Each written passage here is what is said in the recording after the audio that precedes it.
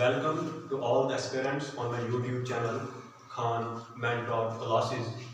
My name is Shaheen Khan, and as you all are already conscious that through my YouTube channel, I teach the JK SNP aspirants. I teach them the different subjects. So today my topic is ecology and environment. You know that ecology and environment has also been given in the syllabus of environmental science for JK SSB aspirant, especially the JK PSI aspirants. So dear students, आज हम ecology और environment के बारे में पढ़ेंगे। ये environmental science का एक बहुत ही important chapter है और आपको सिलेबस में दो चैप्टर्स दिए हैं, एक आगे ecology and environment और दूसरा हमारे पास बायोडायवर्सिटी। लेकिन बायोडायवर्सिटी चैप्टर को समझने से पहले हमें जो है इकोलॉजी और इन्वायरमेंट इस चैप्टर को समझना होगा। तो आज हम इसका पहला पार्ट करेंगे। तो पहले पार्ट में मैं आपको ये पढ़ाने वाला हूँ कि इकोलॉजी क्या है और उसके बाद इन्वायरमेंट और उसके बाद कंपोनेंट्स ऑफ इन्वायरमेंट और उसके बाद levels of organisation in ecology. जो हमारे पास 6 लेवल्स हैं, हम पहले वाले 3 लेवल्स को जो है डिस्कस करेंगे और आने वाले जो है वीडियोस में, आने वाले लेक्चर्स में दूसरे 3 इकोलॉजी के आगे वाले 3 लेवल्स को हम डिस्कस करेंगे। तो हम शुरू करते हैं आज का टॉपिक जो है इकोलॉजी एंड इन्वायरमेंट। तो सबसे पहले हमने टर्म इकोलॉजी को समझना होगा कि टर्म इकोलॉजी क्या है। जहां तक इन्वायरमेंट का सवाल है, इन्वायरमेंट तो हम जो है बचपन से इन्वायरमेंट के बारे में पढ़े आते हैं कि हमारी सराउंडिंग जो होती है उसको इन्वायरमेंट कहते हैं। लेकिन जो समझने वाले जो टर्म है हमारे पास है वो है इकोलॉजी। तो सबसे पहले आपको पता होना चाहिए कि जो इकोलॉजी का जो टर्म है, सबसे पहले एक जर्मन जियोलॉजिस्ट जिसका नाम अर्नेस्ट हैकेल था, Ernst ERNST Ernst HAECKEL Haeckel ने इन 1866 में ये टर्म इकोलॉजी इंट्रोड्यूस की थी या कोइन की थी। सबसे पहले अर्नेस्ट हैकेल ने कब की थी? 1866 में। अगर आपको आता है कि जो सबसे पहले टर्म इकोलॉजी कब कोइन की गई थी या इंट्रोड्यूस की गई थी, तो आपने लिखना है 1866 में। अगर आपको इस तरह से आता है कि ecology term was first of all coined by और इंट्रोड्यूस्ड बाय, नीचे आपके पास 4 ऑप्शंस होंगे, तो आपने अर्नेस्ट हैकेल को जो है टिक करना होगा। और अर्नेस्ट हैकेल जो है वो एक जर्मन जियोलॉजिस्ट था। चलो, हमने ये समझ लिया कि इकोलॉजी टर्म जो है वो अर्नेस्ट हैकेल ने 1866 में इंट्रोड्यूस की थी या कोइन की थी। लेकिन अब इकोलॉजी क्या चीज है, हम इकोलॉजी के बारे में पढ़ते हैं कि इकोलॉजी क्या है। देखो, सबसे पहले ये जो टर्म इकोलॉजी है, ECOLOGY इकोलॉजी, इकोलॉजी टर्म जो है, ये इकोलॉजी का जो बोर्ड है, ये जो शब्द है, ये 2 बोर्ड से बनकर मिला है। यानी एक आ गया ओइकस एंड दूसरा आ गया लॉगस। देखो, लॉगस का मतलब तो आप समझते हैं जैसे ज़ूलॉजी, लॉजी पढ़ो या लॉजी हो या लॉगस। तो लॉजी का मतलब होता है स्टडी करना। तो अब किस चीज की स्टडी है? तो ओइकस का मतलब होता है होम। क्या होता है? होम और प्लेस टू लिव, यानी रहने की जगह। क्या होता है? रहने की जगह। और लॉजी या लॉगस का मतलब होता है टू स्टडी, यानी स्टडी करना। तो इसका मतलब है कि हम इसमें किस चीज की स्टडी करते हैं? हम इसमें स्टडी करते हैं होम ऑफ नेचर की, होम ऑफ नेचर। तो हम कह सकते हैं कि इकोलॉजी है, ecology is the study of home of nature. Ecology किसकी स्टडी है? Home of nature.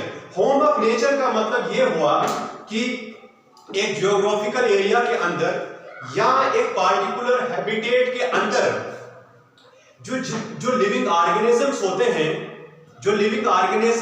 हैं, उनका जो हैबिटेट होता है, यानी एक जियोग्राफिकल एरिया के अंदर या एक हैबिटेट के अंदर जो डिफरेंट स्पीशीज की जो पॉपुलेशन होती है, अब वो डिफरेंट स्पीशीज की जो पॉपुलेशन होती है वो किस तरह से अपने सर्वाइवल के लिए, अपने न्यूट्रिशन के लिए, एनर्जी फ्लो के लिए वो किस तरह से एक दूसरे पे डिपेंड होते हैं, ये लिविंग ऑर्गेनिज्म एक इन्वायरमेंट, एक जियोग्राफिकल एरिया के अंदर एक किस तरह से एक दूसरे पे डिपेंड होते हैं, एक दूसरे पे ही डिपेंड नहीं होते हैं वो, बल्कि वो इन्वायरमेंट पे भी डिपेंड होते हैं। तो उस चीज की साइंटिफिक स्टडी को हम इकोलॉजी कहते हैं। अगर आप ब्रॉडर लेवल में या ब्रॉडर सेंस में अगर आप इकोलॉजी टर्म को डिफाइन करते हैं तो आपने ये लिखना है, ecology can be defined as the scientific study of relationship of living organism with each other and with their environment is known as ecology। यानी कहने का मतलब है, और एक दफा मैं आपको रिवाइज करता हूं कि एक जियोग्राफिकल एरिया के अंदर जितने भी जो लिविंग ऑर्गेनिजम्स हैं, यानी पॉपुलेशन ऑफ डिफरेंट स्पीशीज है, वो अपने सर्वाइवल के लिए, अपने लाइफ के प्रोसेस को आगे बढ़ाने के लिए वो लिविंग ऑर्गेनिज्म एक दूसरे पे डिपेंड होते हैं, एक दूसरे पे डिपेंड होते हैं, और इस तरह से वो अपने इन्वायरमेंट पे भी डिपेंड होते हैं, यानी टेम्परेचर, रेनफॉल वगैरह वगैरह, यानी इन्वायरमेंट पे डिपेंड होते हैं। ठीक है, तो उस चीज की साइंटिफिक स्टडी को हम इकोलॉजी कहते हैं। उस चीज की साइंटिफिक स्टडी को हम क्या कहते हैं? इकोलॉजी कहते हैं। तो मुझे उम्मीद है कि आपको टर्म इकोलॉजी समझ आ गई, और एक दफा से मैं इकोलॉजी को रिवाइज करता हूं। यानी इकोलॉजी का मतलब, इकोलॉजी में हम होम ऑफ नेचर की स्टडी करते हैं।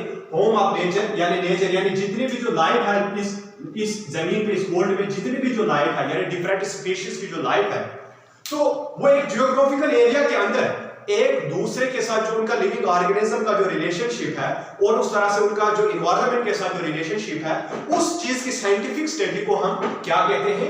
इकोलॉजी कहते हैं। मुझे उम्मीद है कि आपको टर्म इकोलॉजी जो है समझ आ गई। अब हम इन्वायरमेंट पे चलते हैं। अब इकोलॉजी को समझने के बाद हम जाते हैं इन्वायरमेंट पे। हम जाते हैं इन्वायरमेंट पे। देखो, इन्वायरमेंट जिसको हम उर्दू में माहौल कहते हैं, यानी इन्वायरमेंट को मैं इस तरह से डिफाइन करता हूं कि एक जीवित जो है, एक लिविंग ऑर्गेनिज्म है, उसके सराउंडिंग में जितने भी लिविंग और नॉन लिविंग थिंग्स जो आती हैं वो इन्वायरमेंट कहलाती हैं। अगर मैं डेफिनेशन इन्वायरमेंट के लिखूं तो मैं इस तरह से कह सकता हूं, environment can be defined as some total of biotic and abiotic components that surrounds an organism is known as environment। यानी एक जो ऑर्गेनिज्म होता है, इस ऑर्गेनिज्म के सराउंडिंग में आपको सिर्फ दो किस्म की चीजें मिलेंगी। या वो चीजें होंगे, या वो होगा बायोटिक यानी लिविंग, या होगा एबायोटिक यानी नॉन लिविंग। अब एक लिविंग ऑर्गेनिज्म के अंदर, यानी एक लिविंग ऑर्गेनिज्म के अराउंड में जितने भी बायोटिक एंड एबायोटिक कंपोनेंट्स होंगे वो क्या कहलाएंगे? उस लिविंग ऑर्गेनिज्म के, उस ऑर्गेनिज्म का इन्वायरमेंट कहलाएगा। अगर आप इन्वायरमेंट की डेफिनेशन लिखते हैं तो आप लिखेंगे सीधा, environment can be defined as sum total of biotic and abiotic components, sum total of biotic and abiotic components that surrounds an organism। यानी एक ऑर्गेनिज्म के सराउंडिंग में जितने भी बायोटिक और एबायोटिक कंपोनेंट्स हैं वो क्या कहलाते हैं? वो इन्वायरमेंट कहलाता है। तो अब हम कंपोनेंट्स ऑफ इन्वायरमेंट के बारे में पढ़ते हैं। तो देखो, मैंने आपको बताया था कि इन्वायरमेंट में दो किस्म के कंपोनेंट्स होते हैं। मैंने कहा आपको कि नहीं तो लिविंग थिंग्स होंगे उसमें, नहीं तो नॉन लिविंग थिंग्स होंगे। यानी लिविंग थिंग को हम यहां पे क्या, देखो ये आ गया कंपोनेंट्स ऑफ इन्वायरमेंट। अब हमारे पास इन्वायरमेंट में दो कंपोनेंट्स होते हैं। एक आ गया मेरे पास बायोटिक, एक आ गया बायोटिक यानी लिविंग थिंग्स, और दूसरा हमारे पास आ गया एबायोटिक, बायोटिक एंड एबायोटिक। तो एबायोटिक का मतलब है नॉन लिविंग। अब बायोटिक में क्या क्या आ जाएगा? बायोटिक में आ जाएंगे मेरे पास ग्रीन प्लांट्स, ये आ गया मेरे पास ग्रीन प्लांट्स। दूसरा आ गया मेरे पास नॉन ग्रीन प्लांट्स, यानी जिनमें क्लोरोफिल नहीं होता है, और ग्रीन प्लांट्स में क्लोरोफिल होता है, नॉन ग्रीन प्लांट्स में क्लोरोफिल नहीं होता है। दैट्स व्हाई ये जो होते हैं सनलाइट से अपनी खुराक हासिल करते हैं, ये जो हेटेरोट्रॉप्स होते हैं, कौन? Non green plants. अब बायोटिक में क्या क्या कहते हैं? Green plants, non green plants, animals. Animals को हम सीधा लिखेंगे, देखो हम लिख सकते हैं, देखो अब जो human being, suppose human beings होंगे, अब देखो यानी इंसान, हम भी नॉन, ये जो लिविंग थिंग्स हैं। अब एनिमल्स किस कैटेगरी में आ जाएंगे? हम लिखेंगे पैरासाइट्स, पैरासाइट्स लिख सकते हैं हम, डिकम्पोजर्स हम लिख सकते हैं, और सिम्बियॉन्ट्स हम लिख सकते हैं। अब देखो ये आ जाते हैं किसकी कैटेगरी में? ये लिविंग थिंग के कैटेगरी में आ जाते हैं। यानी एनवायरनमेंट में हमारे पास दो चीजें, एक आ गई बायोटिक, एक आ गई एबायोटिक। अब बायोटिक में हमारे पास आते हैं green plants, non green plants, human beings, parasites, decomposer, symbionts. अब देखो पैरासाइट्स, आप जानते हैं कि एक लिविंग ऑर्गेनिज्म जो किसी दूसरे लिविंग ऑर्गेनिज्म की बॉडी से अपना न्यूट्रिशन हासिल करता है, और उसको क्या कहते हैं? पैरासाइट कहते हैं। और जिससे उसने अपना न्यूट्रिशन हासिल की, उसको कहा जाता है होस्ट। अब इस केस में क्या होता है? इस केस में ये होता है, इस केस में होस्ट का नुकसान होता है। इस केस में क्या होता है? होस्ट का नुकसान होता है। इसलिए पैरासाइट वो लिविंग ऑर्गेनिज्म होते हैं जो किसी दूसरे लिविंग ऑर्गेनिज्म की बॉडी पे चढ़ के किसी दूसरे लिविंग ऑर्गेनिज्म से अपना न्यूट्रिशन हासिल करते हैं। उस चीज को क्या कहते हैं? पैरासाइट। और जिससे न्यूट्रिशन लिया, जिसका लॉस किया, उसको होस्ट कहा जाता है। अब आ गया उसके बाद सिम्बियॉन्ट। देखो सिम्बियॉन्ट्स और पैरासाइट्स में फर्क कितना होता है? इसमें भी जो एक लिविंग ऑर्गेनिज्म होगा, वो दूसरे लिविंग ऑर्गेनिज्म से अपना न्यूट्रिशन हासिल करेगा, लेकिन उसमें जो दूसरा लिविंग ऑर्गेनिज्म है उसका कोई लॉस नहीं होता है। जबकि इस केस में पैरासाइट और होस्ट के केस में होस्ट का जो है यहाँ पे नुकसान हुआ था। ये this is only difference between parasites and symbiont. Now decomposer, आप जानते हैं डिकम्पोजर जब भी प्लांट्स और एनिमल्स की लाइफ खत्म हो जाती है, यानी वो डाई हो जाते हैं, वो समझो मर जाते हैं प्लांट्स और एनिमल्स, तो उनको जो बैक्टीरिया जो होते हैं, अलगे, फंगस वगैरह वगैरह जो होते हैं, वो क्या करते हैं? इनको डिकम्पोज कर देते हैं, यानी ब्रेक डाउन कर देते हैं, पूरा इनको डिकम्पोज कर देते हैं। तो उन ही लिविंग ऑर्गेनिज्म को क्या कहा जाता है? Decomposer. In short we can say decomposers are those living organism जो किस पे फीड करते हैं? डेड डिकेइंग ऑर्गेनिजम्स पे फीड करते हैं। तो इस तरह से हमारे पास बायोटिक कंपोनेंट्स आ गए, और अब हम जो है हमारे एनवायरनमेंट के एबायोटिक कंपोनेंट्स को डिस्कस करने वाले हैं। अब एबायोटिक कंपोनेंट्स में क्या आ जाता है हमारे पास? एबायोटिक कंपोनेंट में एयर आ जाएगा, एबायोटिक कंपोनेंट में हमारे पास वाटर आ जाएगा, एबायोटिक कंपोनेंट में हमारे पास एनर्जी आ जाएगा, एबायोटिक कंपोनेंट में हमारे पास फायर आ जाएगा, एबायोटिक कंपोनेंट में हमारे पास ग्रेविटेशन आ जाएगा, एबायोटिक कंपोनेंट्स में हमारे पास एटमॉस्फेरिक गैसेस आ जाएंगे। यानी जो कुछ भी आपके पास एनवायरनमेंट, अपने एनवायरनमेंट में नॉन लिविंग थिंग के अलावा जो भी चीजें होंगे वो क्या होंगे? एबायोटिक होंगे, लिविंग थिंग्स के अलावा। तो ये आ गया आपके पास air, water, energy, fire, gravitation, atmospheric gases, clouds वगैरह। ये तमाम चीजें क्या होती हैं? ये आपके एनवायरनमेंट के एबायोटिक कंपोनेंट्स होते हैं। तो इस तरह से हमने एनवायरनमेंट के दोनों कंपोनेंट्स को डिस्कस कर लिया। एक हमारे पास बायोटिक कंपोनेंट था, एक हमारे पास एबायोटिक कंपोनेंट है। अब में जो मेन इंपॉर्टेंट टॉपिक है हमारे पास, levels of organisation in ecology, which is very important from the entrance point of view, वो अब मैं आपको पढ़ाने वाला हूं। जैसे मैंने इकोलॉजी का इंट्रोडक्शन दिया, अब इकोलॉजी के डिफरेंट लेवल्स क्या हैं उसके बारे में हम डिस्कस करेंगे। इस पार्ट में हम इकोलॉजी के पहले वाले जो 3 लेवल्स हैं उनके बारे में डिस्कस करेंगे, और पार्ट सेकंड में अगले लेक्चर में मैं आपके साथ दूसरे 3 अगले वाले पार्ट्स के बारे में डिस्कस करूंगा। तो अब हम levels of organisation in ecology के बारे में पढ़ते हैं।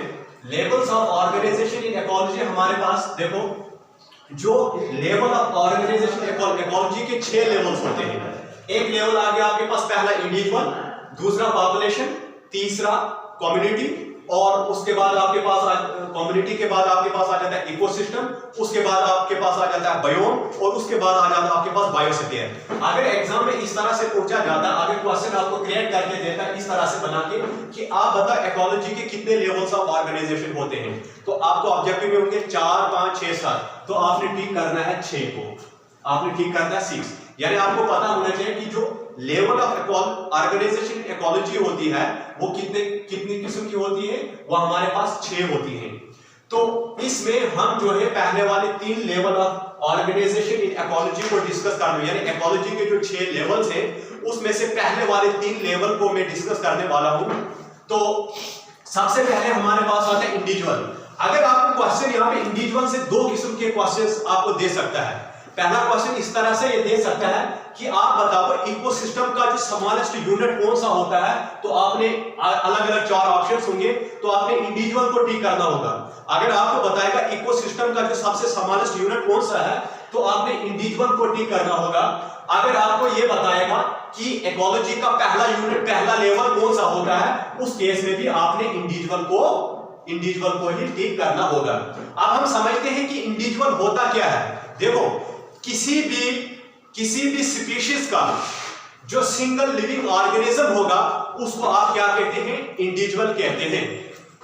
किसी भी स्पीशीज का, तो स्पीशीज का मतलब क्या हुआ, स्पीशीज का मतलब यह हुआ it is a group of living organism और living organism which are capable of producing its young one of its own kind. यानी अगर हम ह्यूमन बीइंग्स के एग्जांपल ले तो रिप्रोडक्शन के बाद जो यंग वन बनेगा वो भी तो ह्यूमन बीइंग ही होगा।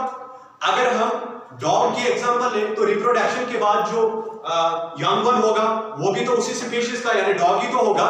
या अगर हम एलिफेंट की बात कर लें तो उनकी रिप्रोडक्शन के बाद जो यंग वन होगा वो भी तो एलिफेंट ही तो होगा ना। इसलिए कहने का मकसद ये है कि स्पीशीज का मतलब होता है कि जिस तरह पेरेंट्स थे तो उनका यंग वन होगा, मतलब उसी स्पीशीज यानी वही होगा। जैसे इंसानों की जो रिप्रोडक्शन होती है तो आगे तो नस्ल जो इंसानों की तो बनेगी, जो डॉग्स की होगी तो आगे तो नस्ल जो चलेगी डॉग्स की तो बनेगी। तो इसी तरह से हम उसको स्पीशीज कहते हैं। यानी इंसान है एक स्पीशीज है, डॉग्स है एक स्पीशीज है, कैट्स है एक स्पीशीज है, लायन है एक स्पीशीज है, टाइगर्स है एक स्पीशीज है। इसलिए किसी भी स्पीशीज का जो सिंगल लिविंग ऑर्गेनिज्म होगा उसको आप क्या कहेंगे, इंडिविजुअल कहेंगे। यानी आप ये इंडिविजुअल जो होगा किसी भी स्पीशीज का हो सकता है, ये ह्यूमन बीइंग का भी हो सकता है। यानी एक सिंगल ह्यूमन बीइंग होगा तो वो इंडिविजुअल कहलाएगा, एक सिंगल डॉग होगा तो इंडिविजुअल कहलाएगा, एक सिंगल एलिफेंट होगी तो इंडिविजुअल कहलाएगा, एक प्लांट होगा तो इंडिविजुअल कहलाएगा, एक ट्री होगा तो इंडिविजुअल कहलाएगा। एक कोई भी लिविंग ऑर्गेनिज्म जो एक की गिनती में होगा वो इंडिविजुअल कहलाएगा। यानी हम इस तरह से कह सकते हैं कि किसी भी स्पीशीज का जो सिंगल लिविंग ऑर्गेनिज्म होता है उसको आप क्या कहते हैं, उसको इंडिविजुअल कहा जाता है। I hope you understand. Now अब हमारे पास दूसरी चीज है पॉपुलेशन। अब हमारे पास अब 2 या 2 से ज्यादा इंडिविजुअल्स को मिला के बनता है पॉपुलेशन, लेकिन सेम स्पीशीज के। अगर मेरे पास पहले इंडिविजुअल के केस में सपोज एक ह्यूमन बीइंग था, अब 2 या 2 से ज्यादा ह्यूमन बीइंग होंगे तो वो पॉपुलेशन बन जाएगी किस स्पीशीज की, ह्यूमन बीइंग्स की। तो इसका मतलब है, कहने का मकसद ये है कि जब 2 या 2 से ज्यादा इंडिविजुअल्स होंगे, 2 और more than 2 individual of same species, एक स्पीशीज के 2 या 2 से ज्यादा इंडिविजुअल होंगे वो पॉपुलेशन कहलाएगा। फॉर एग्जांपल अगर 2 या 2 से ज्यादा इंडिविजुअल्स होंगे ह्यूमन बीइंग्स के तो पॉपुलेशन किसकी होगी, ह्यूमन बीइंग्स की होगी। अगर डॉग्स की 2 या 2 से ज्यादा इंडिविजुअल्स होंगे तो वो पॉपुलेशन किसकी बनेगी, डॉग्स की बनेगी। अगर वो कैट्स की 2 या 2 से ज्यादा इंडिविजुअल्स होंगे तो पॉपुलेशन किसकी बनेगी, वो पॉपुलेशन अगर सपोज कैट्स की 2 या 2 से ज्यादा इंडिविजुअल्स होंगे तो पॉपुलेशन किसकी बनेगी, कैट्स की पॉपुलेशन बनेगी। अगर डॉग्स की 2 या 2 से ज्यादा इंडिविजुअल्स होंगे तो पॉपुलेशन किसकी बनेगी, ये वही डॉग्स की बनेगी। तो कहने का मतलब है किसी भी स्पीशीज के जब 2 या 2 से ज्यादा इंडिविजुअल्स होंगे तो वो उस स्पीशीज की पॉपुलेशन कहलाता है। अब पॉपुलेशन में और 2-3 चीजें हमने डिस्कस करनी है। एक आ गया population growth rate, population growth rate और पॉपुलेशन ग्रोथ रेट के बाद हमारे पास दूसरी चीज आती है पॉपुलेशन डेंसिटी। तो इन दो चीजों को आपके लिए समझना जो है जरूरी है। अब मैं आपको बताता हूं पॉपुलेशन ग्रोथ रेट क्या है। पॉपुलेशन ग्रोथ रेट का मतलब यह होता है कि एक जियोग्राफिकल एरिया के अंदर किसी भी स्पीशीज की पॉपुलेशन में कितनी परसेंट इंक्रीज हुआ है या डिक्रीज हुआ है, वो पॉपुलेशन ग्रोथ रेट कहलाएगा। यानी एक जियोग्राफिकल एरिया के अंदर किसी भी स्पीशीज की पॉपुलेशन की जो यानी वो पॉपुलेशन किस परसेंटेज में बढ़ी या किस परसेंटेज के हिसाब से वो पॉपुलेशन कम हुई, तो वो कहलाएगा पॉपुलेशन ग्रोथ रेट। अगर उस जियोग्राफिकल एरिया के अंदर जब हम दो अलग अलग टाइम्स की बात करते हैं, उन दो अलग टाइम्स में किसी भी स्पीशीज की पॉपुलेशन बड़ी होगी, तो उसको हम कहेंगे पॉजिटिव पॉपुलेशन ग्रोथ रेट। अगर दो डिफरेंट टाइम्स के अंदर जो है किसी भी स्पीशीज की पॉपुलेशन कम हुई होगी, तो हम उसको नेगेटिव पॉपुलेशन ग्रोथ रेट कहेंगे। फॉर एग्जांपल मैं आपको दूंगा, ये मेरे पास एक जियोग्राफिकल एरिया है। सपोज मैं करूंगा कि 2019 में इस जियोग्राफिकल एरिया में जो टाइगर की पॉपुलेशन थी वो 100 थी, तो 2020 में यहां पे ये 200 है, तो मैं कहूंगा कि पॉपुलेशन ग्रोथ रेट यानी कितने परसेंट जो है वो इंक्रीज हुआ, यानी यहां पे इंक्रीज हुआ है ना, तो हम कह सकते हैं कि ये कौन सा पॉपुलेशन ग्रोथ रेट है, पॉजिटिव पॉपुलेशन ग्रोथ रेट। अगर टाइगर की पॉपुलेशन इस जियोग्राफिकल एरिया के अंदर यानी 2019 से लेकर 2020 तक अगर उनकी पॉपुलेशन में कमी हुई होती, तो हम उस केस में कह सकते थे कि ये नेगेटिव पॉपुलेशन ग्रोथ रेट है। तो आई होप आपको समझ आ गई कि पॉपुलेशन ग्रोथ रेट का मतलब क्या होता है। पॉपुलेशन ग्रोथ रेट का मतलब यही हुआ कि एक जियोग्राफिकल एरिया के अंदर दो डिफरेंट टाइम्स के बीच में, यानी सपोज 2019 से लेकर 2020 तक, ठीक है, या 2021 से लेकर 2022 तक, दो डिफरेंट टाइम्स के बीच में एक जियोग्राफिकल एरिया के अंदर किसी भी स्पीशीज की पॉपुलेशन का कम या ज्यादा होना पॉपुलेशन ग्रोथ रेट कहलाता है। अगर वो ज्यादा हुआ है तो पॉजिटिव पॉपुलेशन ग्रोथ रेट कहलाएगा, अगर वो कम हुआ है तो नेगेटिव पॉपुलेशन ग्रोथ रेट कहलाएगा, तो उसको कहते हैं पॉपुलेशन ग्रोथ रेट। अब पॉपुलेशन ग्रोथ रेट, अब किसी भी स्पीशीज की पॉपुलेशन जो एक जगह बढ़ी है, सपोज किसी भी स्पीशीज की जो पॉपुलेशन है वो एक जगह बढ़ी है, यानी उसकी ग्रोथ हुई है, उसके पीछे दो कारण हो सकते हैं। उसके पीछे दो कारण क्या होंगे, या तो वहां पे जो है बर्थ ज्यादा हुई है, दूसरा फैक्टर क्या हो सकता है, इमिग्रेशन, यानी बाहर से जो है वहां पे आके बसे हुए हैं। फॉर एग्जांपल दूसरे हैबिटेट पे टाइगर रह रहे थे, वो आके यहां पे बस गए, ठीक है, तो इसका मतलब है यहां पे पॉपुलेशन उनकी इंक्रीज होगी।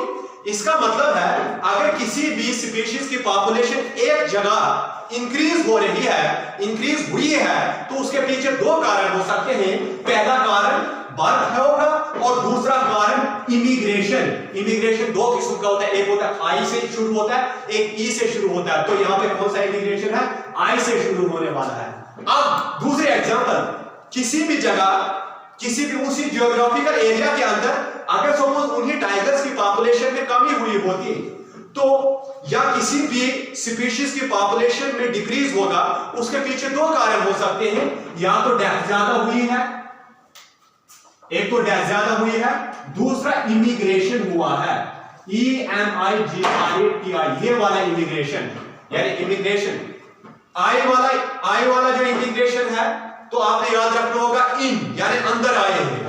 ई वाला जो इमिग्रेशन है, ई आपने याद रखना एग्जिट यानी बाहर गए हैं, यहां से चले गए हैं। ये वाला जो उनका अपना हैबिटेट था, इसको छोड़ के वो दूसरे किसी हैबिटेट में जाकर बसे हैं, तो अब इस हैबिटेट में क्या हो जाएगा, पॉपुलेशन डिक्रीज हो जाएगी। तो इसलिए हम कह सकते हैं कि पॉपुलेशन ग्रोथ रेट में इंक्रीज तब हो सकता है दो चीजों की वजह से, या तो उस स्पीशीज की जो पॉपुलेशन में इजाफा हुआ है, यानी बर्थ ज्यादा हुई है, या दूसरा इमिग्रेशन हुआ है। और दूसरा अगर वो कमी हुई है, उसकी पॉपुलेशन में कमी हुई है, तो उसके पीछे दो कारण होंगे, या तो डेथ ज्यादा हुई है या इमिग्रेशन हुआ है, यहां से वहां से भाग पड़े हैं। तो ये था हमारे पास पॉपुलेशन ग्रोथ रेट के बारे में। तो सबसे मेन चीज था, यहां पे मैंने आपको पॉपुलेशन सिखाया। अब आ गया पॉपुलेशन डेंसिटी। अब और एक चीज है पॉपुलेशन डेंसिटी। पॉपुलेशन डेंसिटी, तो डेंसिटी का मतलब आप समझते हैं घनापन, ठीक है ना। तो जितनी ज्यादा एक जियोग्राफिकल एरिया के अंदर जितनी घनी आबादी होगी, तो हम कहेंगे उतना ही ज्यादा पॉपुलेशन डेंसिटी है। जितनी कम जो घनापन होगा आबादी में, तो हम कहेंगे उतना कम जो होगा वो पॉपुलेशन डेंसिटी होगी। तो पॉपुलेशन डेंसिटी का मतलब क्या हुआ? पॉपुलेशन डेंसिटी का मतलब ये हुआ कि एक पर यूनिट एरिया के अंदर किसी भी स्पीशीज की कितनी पॉपुलेशन है, उसको हम पॉपुलेशन डेंसिटी कहते हैं। यानी पॉपुलेशन डेंसिटी का मतलब ये हुआ कि एक जियोग्राफिकल एरिया के पर square unit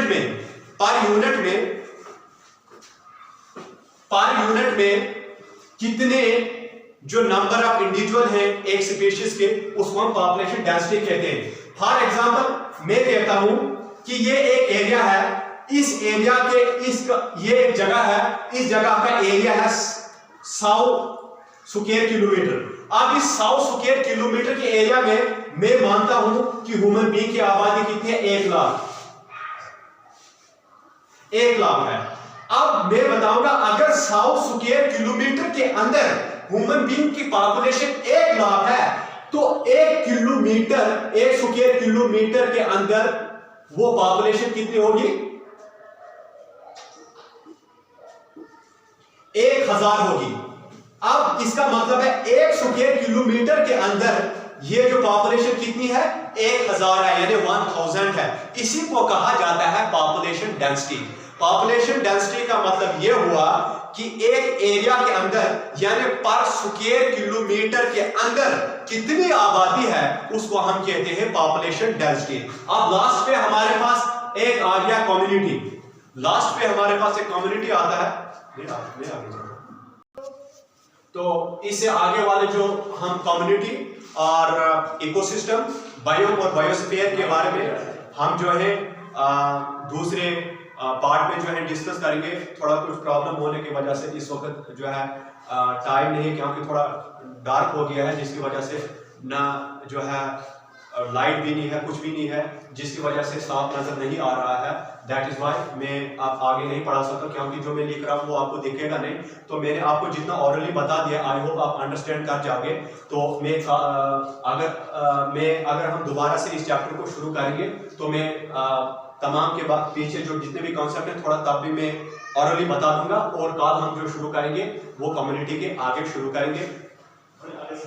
thank you very much.